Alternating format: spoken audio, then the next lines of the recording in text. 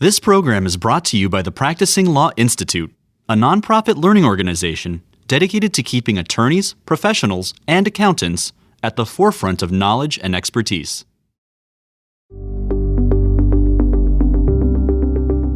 Earlier this year, in a speech titled Leveraging Regulatory Cooperation to Protect America's Investors, SEC Commissioner Allison Herren Lee highlighted several key policy and regulatory matters where she believes there is a lot of work to do. Those areas include private markets, where she would like to enhance investor protection and increase transparency, and ESG, where she would like to update the SEC's disclosure regime to meet the needs and demands of investors. We are very excited to have Commissioner Lee with us to talk about private markets and ESG regulation, as well as some lessons we might glean from the Star Trek series.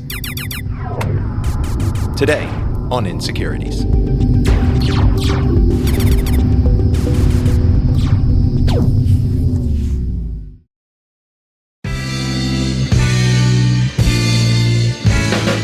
Hello and welcome to the Insecurities Podcast, keeping it fresh and staying wonky on the latest securities, regulatory, and enforcement developments, with a practitioner's perspective on the stories you should be following. As always, I'm Chris Ekimoff, and I'm here with my co-host, Kurt Wolf. It's good to be with you, Chris. As I said, we are very excited. We are honored to have with us today Commissioner Allison Herren Lee, and we're going to cover two big topics on this episode, both of which are very near and dear to her heart, I know. We're going to talk about regulating private markets, and we are going to talk about ESG disclosures. A lot of ground to cover, and since I know that our listeners would much rather hear from the commissioner than us, we want to just go ahead and jump in. So, Chris, why don't you kick us off with a little bit of background on Commissioner Lee? Allison Herren Lee was appointed to the U.S. Securities and Exchange Commission by President Donald Trump and sworn in as a commissioner in July of 2019. Commissioner Lee was later designated acting chair of the commission by President Joe Biden on January 21st of 2021, a role she held until current chair Gary Gensler was sworn in April. Before she became a commissioner, Ms. Lee lectured and taught courses internationally in Spain and Italy on financial regulation and corporate law. She also served for over a decade in various roles at the SEC, including as counsel to Commissioner Clara Stein and as senior counsel in the Division of Enforcement's Complex Financial Instruments Unit. In addition, she has served as a special assistant U.S. attorney, was a member of the American Bar Association's Committee on Public Company Disclosure, and participated on a USAID project in Armenia, assisting in the drafting of periodic reporting and disclosure provisions for a comprehensive law of the Republic of Armenia on securities market regulation. Prior to her government service, Commissioner Lee spent several years in private practice, where she was a partner at Sherman & Howard, focusing on securities, antitrust, and commercial litigation.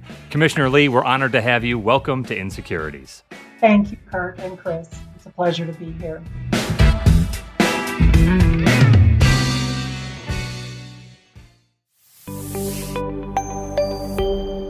All right, so as I mentioned up top, we're going to cover two big topics today, private markets and ESG. Let's start things off with a look at private offerings, the implications of a shift in capital from public to private markets, and areas where the SEC may step in. First, let's level set on the public-private divide. Businesses have a variety of options to raise investor capital. A common way is to sell equity, giving investors an ownership stake in the company. Companies may sell equity shares privately or publicly, and depending on the route they choose, there may be limitations on who is allowed to invest in the company and what those companies are required to disclose to investors, regulators, and the market. When we talk about public markets, we're thinking about companies whose shares trade publicly on the New York Stock Exchange, the NASDAQ, or another public exchange. These companies are required to register with and make periodic reports to the SEC and generally comply with the federal securities laws. Public companies are regarded by many as safer, more transparent, more efficient, and more liquid. Private markets, on the other hand, refers to the private sale or private placement of equity by companies that are exempt from SEC registration and reporting requirements. Simply put, they do not trade on public markets.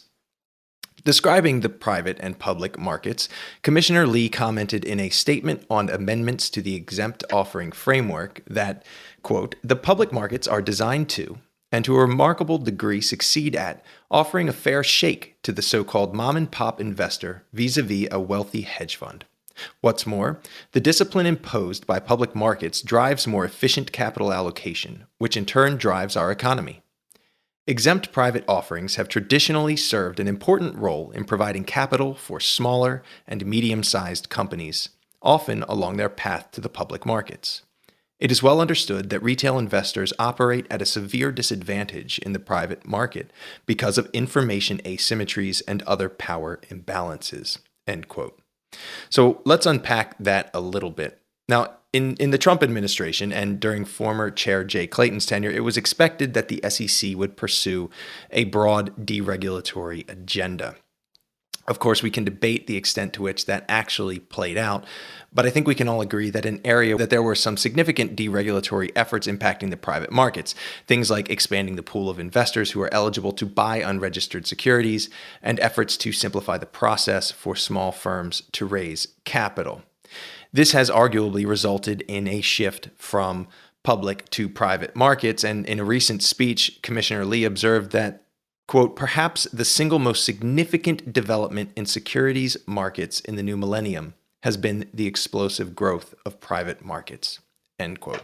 So, Commissioner, what we would like to know is, what have been the consequences of these regulatory shifts, and how has the deregulation of capital raising in the private markets impacted the public markets? Well, thank you for that question, because it is one that I have tried to focus the Commission's attention on and the public. I think it's one we need to be paying careful attention to. So you mentioned, and it's true, that the Commission has taken a number of regulatory actions in recent years, not just during the Trump administration, but prior to that as well, but certainly a fair chunk of them occurring during the last administration to ease restrictions around capital raising in the private markets. And some of that was in response to legislative mandates like in the Jobs Act, but a lot of it has been discretionary. And the so-called harmonization efforts that were undertaken under the prior administration included numerous and very significant changes to the exempt offering framework, meaning to the framework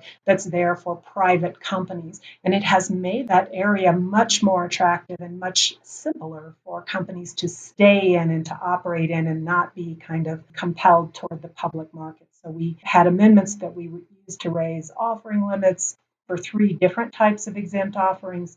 We relaxed certain statutorily imposed investment limitations in the space for certain investors. We shortened, and this one was particularly important, we shortened the integration safe harbor period, which is, I know, getting a little bit weedsy here, but we shortened something we call the integration safe harbor period from 6 months to 30 days. That makes it very difficult for regulators to keep track of and ensure that each exemption is being carefully applied, as opposed to sort of them all being put together in one big pot. So that one had a big effect in my view.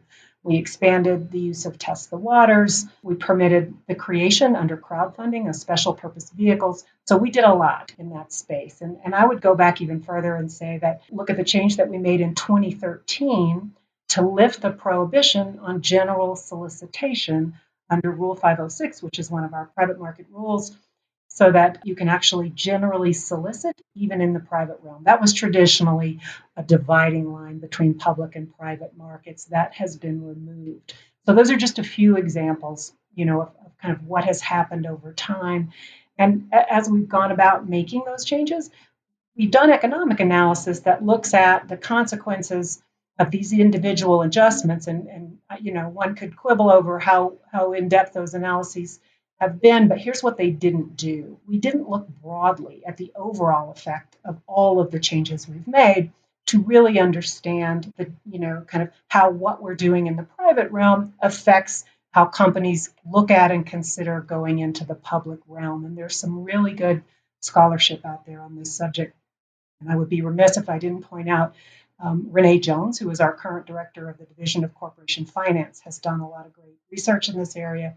So has Professor Elizabeth Fontenay at Duke, and they've looked at the traditional incentives for public offerings and how we may have altered those incentives by easing restrictions on private capital raising, so that the traditional trade-off that once existed is no longer there.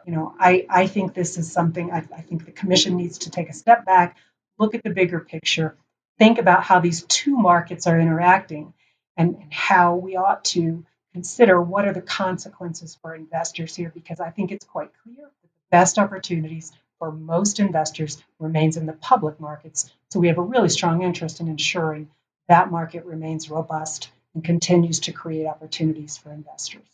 Commissioner, I want to hone in on one of those issues between public and private markets, and it goes back to the first accounting class I ever took as a hopeful CPA. The professor came forward and said, the numbers are very important, but the devil is in the footnotes. Those public disclosures are the heart of our federal securities regulatory framework and a way to evaluate those financial statements and those regular reports. But if we're making it easier now for companies to raise capital in the private markets, as Kurt described, fewer companies are required to actually comply with the SEC's reporting and disclosure rules, those beautiful accounting footnotes. We're expanding markets that are by nature less transparent. But at the same time, we're expanding that pool of investors who may be able to invest in those less transparent private markets.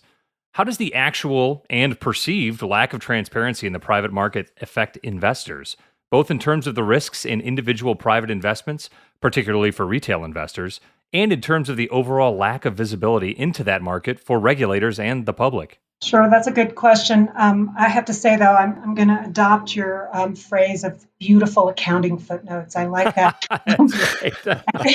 Because I agree. And there's a wealth of information that's not in the line items, but rather in the footnotes. But let me get to your question about the lack of transparency here.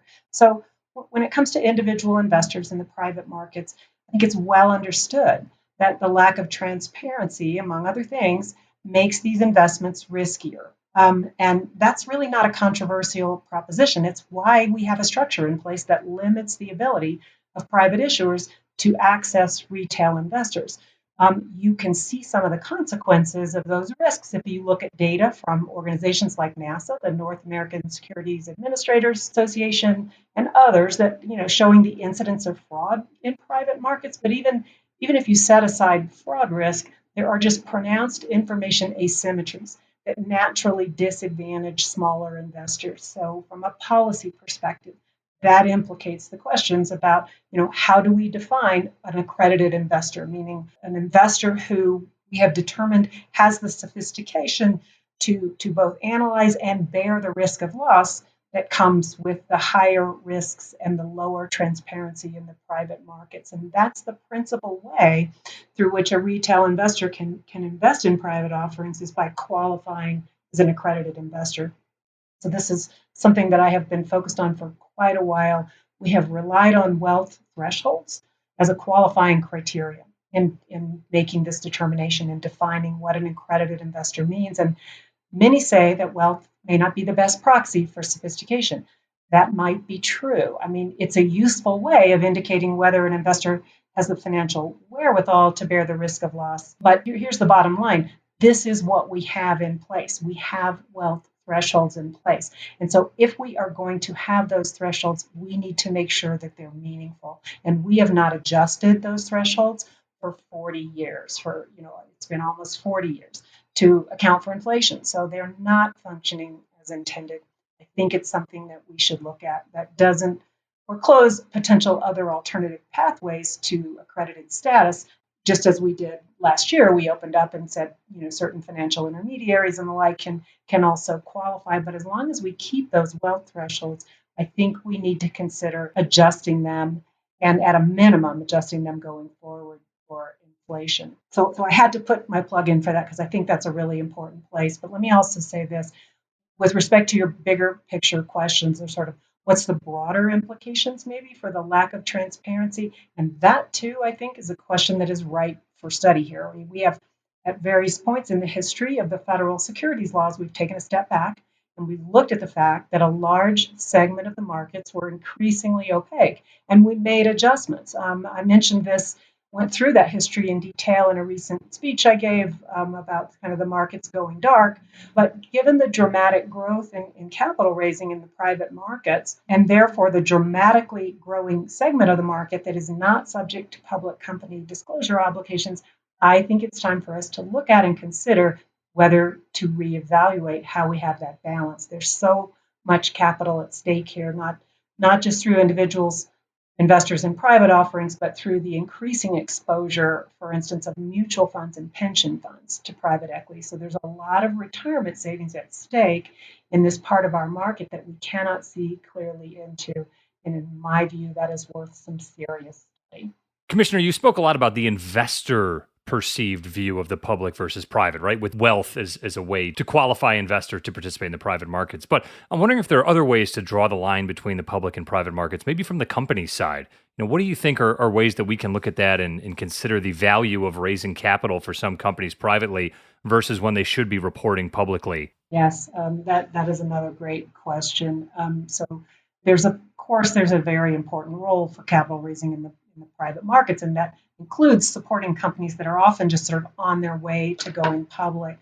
But it's worth asking, again, this is something I mentioned in a recent speech, if that's in fact how the private markets are functioning right now. Are they really just kind of a stepping stone for most companies that want to grow large enough and then enter the public markets? I think the question that we need to look at here in looking at the boundary between, or the decision point between public and private, is this. The main way that we determine when a company will become subject to periodic reporting requirements, meaning the 10K with those beautiful accounting footnotes and the 10Qs, is we count shareholders of record.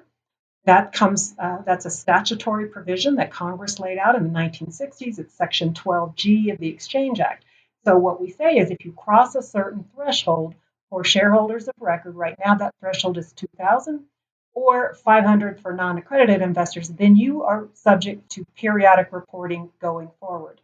But here's the catch. We count record shareholders, not beneficial shareholders. So what that means is we're not counting the number of shareholders that have an actual economic interest in a company, because as you probably know, almost everyone holds shares in street name today, meaning the shareholder of record is the financial intermediary where you hold your shares. It's JP Morgan Chase or UBS or whomever.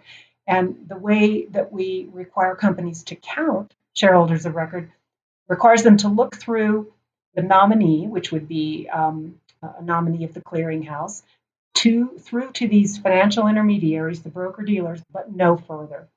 So record ownership, as we currently define it, has no real meaningful relationship to the actual number of investors.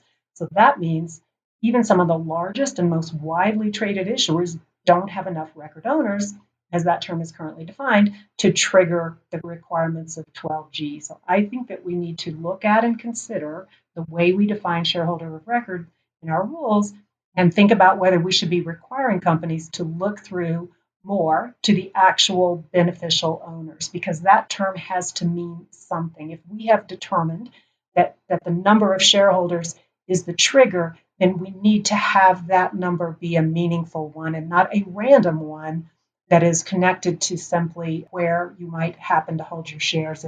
If 300,000 people all hold through Merrill Lynch, it's just one. It shows up as one shareholder of record. I think others have looked at different ways that we might consider triggering reporting obligations, like looking at the public float or looking at market cap or number of employees or the like. But right now, the law says you look at the number of shareholders, and that's that's how we determine whether a company is large enough to trigger ongoing reporting requirements. And I would submit that that term, because of the way markets have developed and people hold in street name, has been rendered far less meaningful, and we need to take a look at it.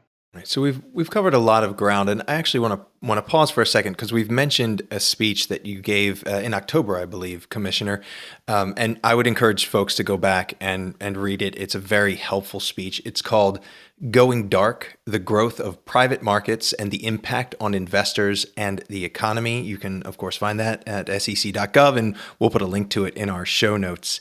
On the show today, we've talked a little bit about Rule 506 offerings, the accredited investor definition and wealth thresholds, a little bit about record ownership and how we might rethink that framework. And you've also talked today and other times, Commissioner, about whether we should do studies to better understand the impact of the shift from public to private markets or the lack of transparency in the private markets. So any number of things that the SEC might take up from a policy or regulatory standpoint. And I'm wondering if there are changes we should expect to see in this space in the near or medium term.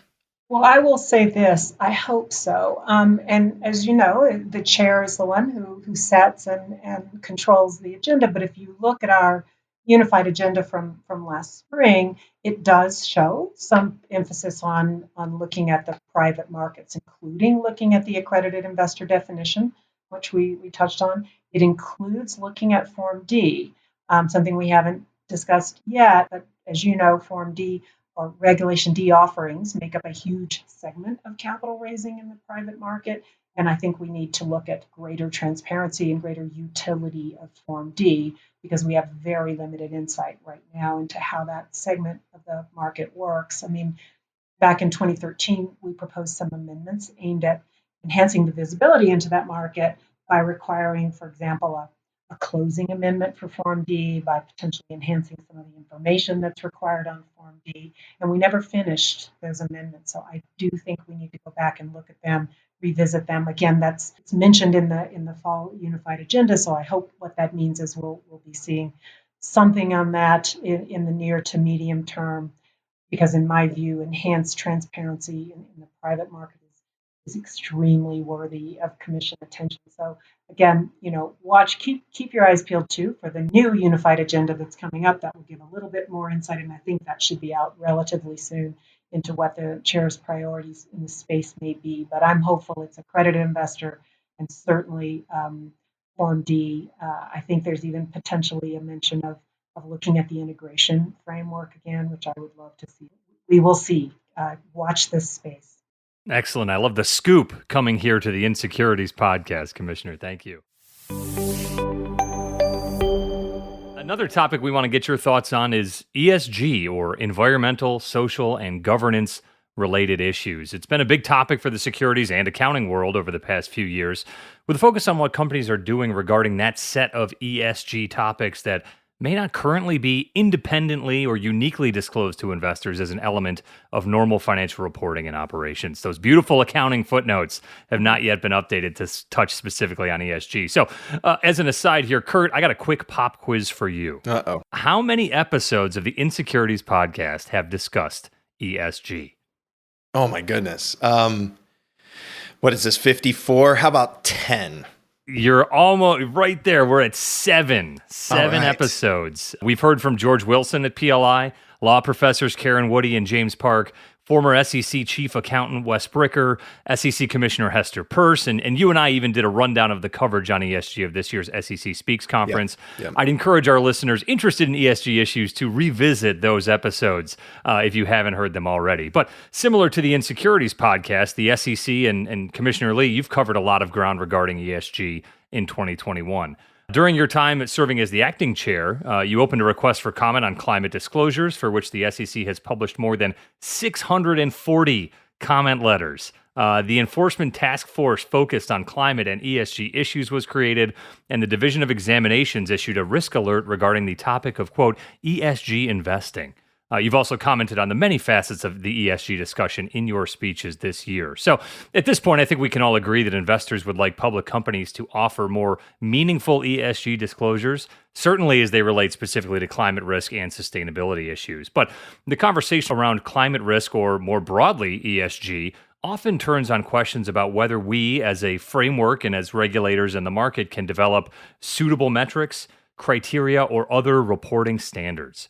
There have been efforts by the SASB, the European Commission, and others to provide those standards and some guidance in that space. So I put it to you, Commissioner, what is the SEC's role in helping elicit decision-useful data on climate and ESG topics to help investors price that risk and allocate their capital appropriately? Well, that is a good question, and it's of course one that many of us are focused on, and I'm sure it's one of the reasons why it's such a frequent topic for your podcast, but it's certainly also a very frequent topic of conversation among market participants. I've had hundreds of these conversations over the last couple of years, and I have spent quite a bit of time looking at and thinking about and researching this. Start with this disclosure. We're talking about disclosure. What can the SEC do to help elicit the right data here? And that is a very important part of what we do at the Commission, right? That is one of our main functions, getting the data out there. That's what makes markets function well. That's what, as you mentioned, that's what helps investors price risk accurately and allows them to make informed decisions on how to allocate their capital. So good disclosure of the risks and the opportunities that businesses face because of climate change and other ESG topics is key to investors, and they have been making that clear for quite some time. So we've seen, as a result, a significant increase in climate and ESG disclosure over the last decade or so. Some of that has come as a result of the guidance that the Commission issued in 2010 connected to climate risk. But it's also a lot of the increased disclosure is because of the work that investors have done by demanding enhanced disclosure. It's because of the work that issuers have done in response to those demands. And it's, as you mentioned, these voluntary standard setters and others have done a tremendous amount to help facilitate that disclosure. But where are we? There are still big gaps in the data. There are many companies that simply aren't disclosing information. There, some companies that do disclose don't disclose all of the same information all of the time. And so voluntary disclosure can be very difficult to compare from company to company or even period to period for the same company.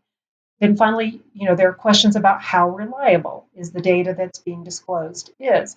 Who, if anyone, is validating that information? Is it audited? Is there any third party going in to help these companies and understand how to get the data right? So we know from companies that it's very hard to know what they are supposed to be disclosing. Now, there's a proliferation of voluntary standards, the proliferation of demands on companies, it sort of data aggregators and raters and the like. And I think we've reached the limit of what voluntary disclosure can achieve. So the SEC, we are in a position to help provide certainty for investors and issuers alike. We can work to come up with a rule that will set a uniform standard, help level the playing field for reporting, and to help fill those informational gaps. So that, of course, will facilitate the pricing and the capital allocation, but it will also provide certainty to issuers and potentially promote reliability. So disclosure can also, I think, here's another piece that I think is we need to keep our eye on, and that is disclosure will provide fundamentally important transparency around the systemic risk to financial markets that's posed by climate change. So all of this is needed by investors, it's needed by policymakers and the public. And I think, I think we are ripe right now at the SEC to actually add value to this long-going effort. So I think you're right, of course, that this is a moment for the SEC potentially to step in and help set standards. But the SEC probably can't do it alone, or maybe it shouldn't. I'd like your view on that, because there are a number of other regulators or quasi-regulatory bodies out there that are grappling with these same issues, trying to go about the job of standard setting so that I think you can have, consistent, comparable, metrics or criteria regardless of where an investor may be or where a company may be headquartered. So, I wonder what your view is on collaborating both domestically and internationally on climate and ESG issues with some of your partners around the world. Sure. I mean, let's start with this. Our markets are global. And the systemic risk that's posed by climate in particular, that's a global problem. So we need strong regulatory cooperation, both domestic, but also importantly, internationally. I mean, this is not the kind of risk that you want various financial regulators looking at and considering in silos, and we aren't. We have FSOC, the Financial Stability Oversight Council. It's there specifically to bring financial regulators together to look at risks to financial stability And FSOC is currently engaged on climate. They recently released a very comprehensive report on these issues last month that's reflective of coordination among U.S. financial regulators, but internationally, we have both the FSB and IOSCO, the International Organization of Securities Commissioners, and we at the SEC actively participate in both organizations. So IOSCO has, I think, several work streams, maybe 3 work streams currently related to sustainability, and it's already issued 2 reports, one related to issuer disclosures, and I think the second one was related to the asset management space. So you're already seeing strong efforts at regulatory cooperation in the space, and we need to take a coordinated approach, as you mentioned, to sustainability reporting. We've also got efforts by the IFRS, the International Financial Reporting Standards, to develop an international sustainability standards board. They're calling it the ISSB.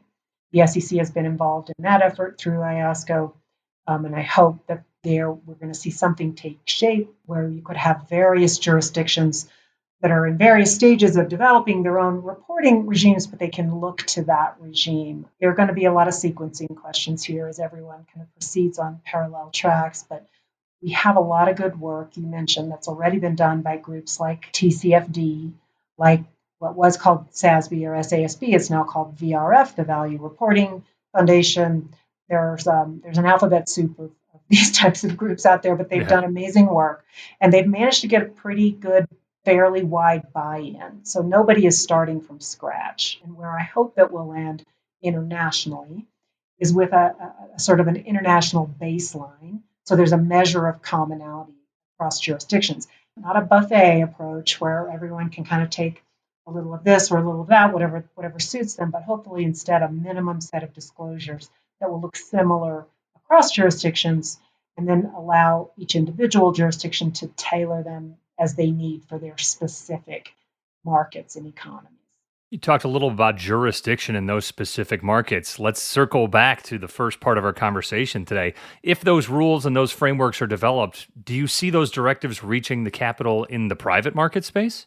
That is a really good question because, as you know, public company disclosure requirements don't apply to private companies. We don't have beautiful accounting footnotes. Well, maybe we do in some cases, but they're not required. So if the commission ultimately adopts new disclosure requirements for public companies in this space, they will apply to public companies, not to private companies. But there is a knock-on effect from public company disclosure requirements. I mean, after all, private companies provide audited financials in many instances when they don't have to. So you might see some private companies make that choice. With respect to climate and ESG disclosures, they're competing for capital as it relates to climate and ESG, just like public companies are. So I think a unified climate and ESG reporting regime could help them do that. But again, they don't have to. So that is something that we, and I use we meaning broadly policymakers and potentially lawmakers, need to be thinking about. I think it remains to be seen how we should address that. So, I'm open to ideas and thoughts, and I've solicited them from many market participants over a long span of time. So what should we be looking at? Could we, for example, consider certain climate disclosure requirements for some of the largest of the private companies? Or should we be thinking about potentially placing conditions on some of the private market exemptions in certain circumstances? These are at least questions that we should be asking, given the amount of capital in private markets and the importance of climate in particular when it comes to financial markets. Are we expecting any development? We talked a lot about how those bodies will work together to hopefully develop some guidance or at least a framework to think. So any thoughts on when or any timelines for when that might be announced or implemented? Well, the chair have said, I think publicly, that he's hoping to see a climate proposal by the end of the year, or maybe early next year. That's aspirational, so I can't say whether we'll necessarily meet that goal, but it does give you a sense of the ballpark of what the chair has said to sort of directed the staff to work towards. So you can also see from the spring unified agenda that we've got human capital and board diversity on there as well. But I can't tell you for sure what the timing will be, other than to say that I know it has been a top priority for this chair. And so I personally am hoping, without being able to sort of say specifically, that we will see something by, around the end of the year or maybe early next year. So, because we like to ask questions that you can't answer, That's right. I'll have another one. We've got the enforcement task force. I think a lot of people like me and others in the defense bar have been watching for more enforcement actions in the space, and maybe those relate to climate risk disclosures or some other voluntary disclosures that a public company makes, and just want to see how the enforcement staff is going to look at that or what those actions might look like. So, can you tell us when we might see some enforcement in the space, or what it will even look like? Sure. You're right to identify that I can't speak to any specific enforcement actions, but let me try, nevertheless, to kind of get at what I think you're asking. Let me start with this. We've had the 2010 guidance out there, right, for 11 years. So that there are existing obligations. It's not that don't just arise from the 2010 guidance, but also any number of other places where both climate and ESG currently hits existing accounting requirements and other things. So enforcement is already in that space, and they're already enforcing the rules that are on the books now. But the Commission adopts ultimately new disclosure rules.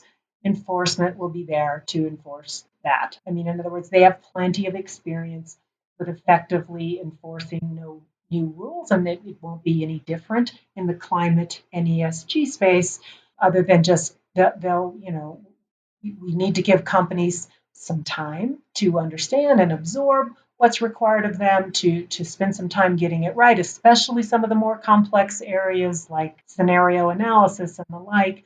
But I do think you can expect to see enforcement on some of these once they're up and running, the newer rules, because otherwise, without enforcement, the rules can be relatively meaningless. So we do have to make sure that we have somebody who's focused on this space. And again, enforcement's already doing that with respect to the rules on the books. You mentioned the new comment process and how much has changed there. So companies are already being educated. I think the staff is helping them get to a place where they have a better understanding of what the current rules require, and enforcement as a last. Hopefully that won't, occur for most companies, but enforcement will be there to make sure that that those who are playing by the rules are not disadvantaged by those who are not. All right, Commissioner, on to some questions we know you can answer. You are a self-identified expert and fan of the long-running television series and universe, pun intended, of Gene Roddenberry's Star Trek. The original series debuted in the late 60s with William Shatner's iconically slow fist fight against the dreaded Gorn, introducing the much maligned double fist punch. And for you listeners out there, if you don't know what we're talking about, go out to your favorite search engine and type in the phrase "worst fight scene ever" to enjoy that somewhat forgettable start to Star Trek, which obviously has been wildly successful and moved on to a variety of different television series to date. Many fanboys and fangals out there debate which of those series is the best. Commissioner, what's your favorite?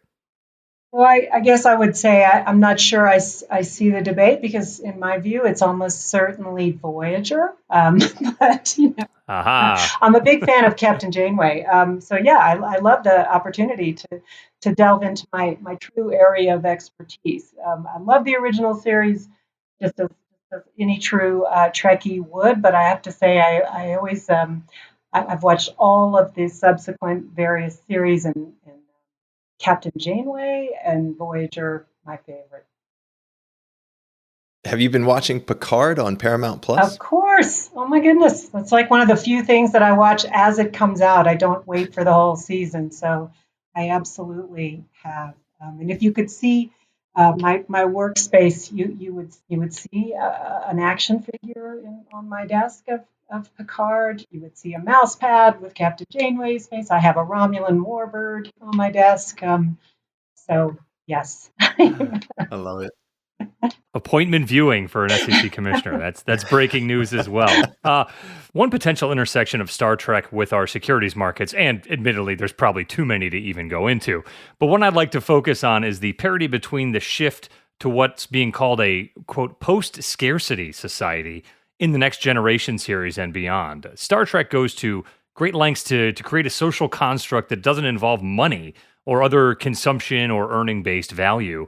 The show even does kind of a compare and contrast in certain instances with lesser societies of the Federation, such as the Ferengi, who are often described as a foil to the Federation and exemplifying the businessmen aspects of our U.S. culture in the 90s and 2000s. So when it comes to a post-scarcity or eliminating consumption-based social standing, many comparisons can be drawn to the theory and objectives of distributed ledger technology and cryptocurrency. And Commissioner, I know this hasn't been one of your focuses relative to some of your other commissioners, but do you think there's a post-scarcity future here in which cryptocurrency frees humanity to explore strange new worlds, to seek out new life and new civilizations, and to boldly go where no man has gone before? No man or woman, I'll add. But, that's right. Yes. So that's a very interesting question, and it's an interesting way of posing it. So obviously, we are not in a post-scarcity society. We don't have replicators, so we have plenty of people who don't have enough to eat. This is not the society that we live in. And I guess I would need to have a little bit more insight into how crypto might get us there. I'm not. That's not to say that there isn't a lot of promise in crypto, and there certainly is. And I want to see that innovation unlocked, and I want us to be able to use it for its full potential. But for now, what I would say is, you mentioned the Ferengi. They have their famous rules of acquisition. And what I would say is I feel like crypto needs some rules of acquisition at this point in time. But otherwise, very hopeful about that innovation. And, we'll see where it takes us. So you may or may not know, Commissioner, that there is a surprisingly large body of legal scholarship that has built up around Star Trek. There are law review articles and books. Some popular titles are Star Trek, Visions of Law and Justice, Star Trek and Stare Decisis, and The Law of the Federation. And one of the themes in these works is how justice is sort of portrayed in the future in this Star Trek world, and whether or not that sort of comports with some of our common notions of justice, today. There's an episode that I think sort of plays this out. It's from the Next Generation, but essentially, Wesley Crusher ends up on a planet, and you can save commentary on Wesley Crusher for your response, because it's a fairly divisive character, or maybe not. But he ends up on this planet where he sort of like breaks a rule, right? And he doesn't understand that he's broken a rule, and the only punishment for people who break rules there, because it never happens, is death. And so you end up with this weird scene where Picard is actually down there trying to negotiate to get Crusher to come back up to the starship with them. And there's an interesting back and forth where Crusher's mom says, my son had no warning that his act was criminal. And the mediator says, the person on the planet says, we cannot allow ignorance of the law to become a defense. And Picard jumps in with this speech, and he says, I don't know how to communicate this, or even if it is possible, but the question of justice has concerned me greatly of late. And I say to any creature who may be listening, there can be no justice so long as laws are absolute. Even life itself is an exercise in exceptions. And Riker follows up with, when has justice ever been as simple as a rule book? I was thinking about this because it reminds me, perhaps like, of course, of some conversations I've had with the staff over the years, where it feels like there are no exceptions, or things are absolute, or perhaps people were genuinely ignorant of the law. And I think people are a little worried about the tone we're hearing from an enforcement standpoint right now. So I guess I wonder what are your views as having been on the enforcement staff, having been a SALSA, of enforcement? I mean, what is it going to look like? Is it going to be a very rigid enforcement program going forward? Well, that was quite a lead-in to that question. And What a setup. I do remember that episode really well because of the profound consequences. He chased a ball onto the grass or something. And what I also remember, if I'm not mistaken, is at the end of that episode, despite all of the pleas and whatever else, they still ended up having to sort of use some kind of force or trickery to get them all out of there at the last minute because they weren't being heard. If I remember right, that was the finale there. That is not, I think, what you can expect at the commission. I do think that and I know from experience of over a decade in enforcement, we listen carefully and thoughtfully to long before the Wells process even starts, to what companies have to say about what happened at their firm. And of course, there are any number of different iterations of this, but I don't think rigidity is part of our program. I think fairness is an important part of the program. And I think we have to make sure that we're consistent and that we don't back down when we are facing, larger resourced defendants and the like. I think that's important to keep kind of a level playing field. But I have never found rigidity in application or failure to consider extraneous circumstances, certainly considering motive and scienter and those type of things, a part of our process. We listen willingly because we understand that we have a very important and awesome responsibility when it comes to enforcement. And I think the staff takes their need to be fair and thoughtful in how it's applied quite seriously. And then, of course, the check on that all the way up at the commission level. So I'm a big believer in the enforcement program, and that is not to say that we can't improve it. And so I'm always open to hearing ways in which you think we might be able to improve it. Well, I appreciate the very candid response, although I will note that you very obviously sidestepped the question about Wesley Crusher and Will Wheaton. I don't have enough time to go into that. But Will Wheaton has a great presence on Twitter, I'll just throw in. I don't know if you're familiar with his Twitter feed. Yeah. He's a lot of fun to follow. I love it. And I also liked the show Big Bang Theory when he had a recurring role on there where he was sort of the foil for Sheldon, which I loved. So all over it. But a good recommendation for our listeners. Okay.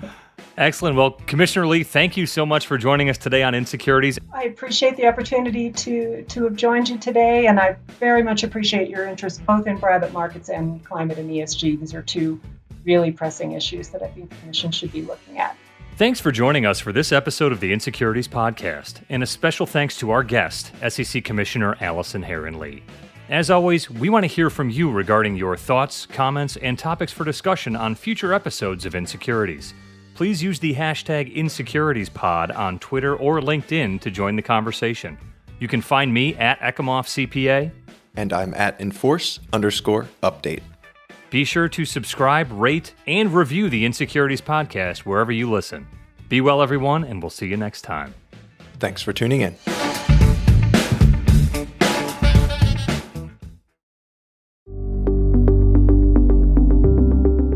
Thanks for listening to Insecurities, a podcast from PLI, the Practicing Law Institute. PLI is a nonprofit provider of authoritative professional services training and continuing education. In an increasingly complex business environment where intricate corporate structures reign, Insecurities can help you make sense of it all. A special thanks goes to the producer of Insecurities, Daniel Peinitz, as well as hosts Chris Eckimoff and Kurt Wolf. For more information about PLI's SEC Institute, or to view hundreds of hours of fresh and relevant on-demand programming covering changes within the securities sector, visit pli.edu/membership and sign up for a privileged membership. These recorded materials are designed for educational purposes only. This podcast does not constitute legal, audit, tax, consulting, business, financial, investment, or other professional advice, and it does not create an attorney-client relationship. Please consult a qualified professional advisor before taking any action based on the information herein. Furthermore, the views and opinions expressed in this podcast are solely those of the individual participants.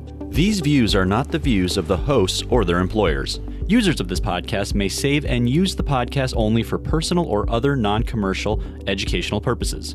No other use, including without limitation, reproduction, retransmission, or editing of this podcast may be made without the prior written permission from PLI.